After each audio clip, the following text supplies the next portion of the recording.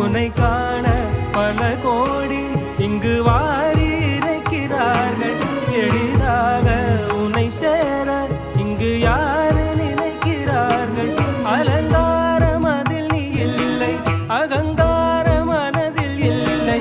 துளி கள்ளம் கபடம் கலந்திடாத அன்பில் இருக்கிறாய். உணர்ந்தே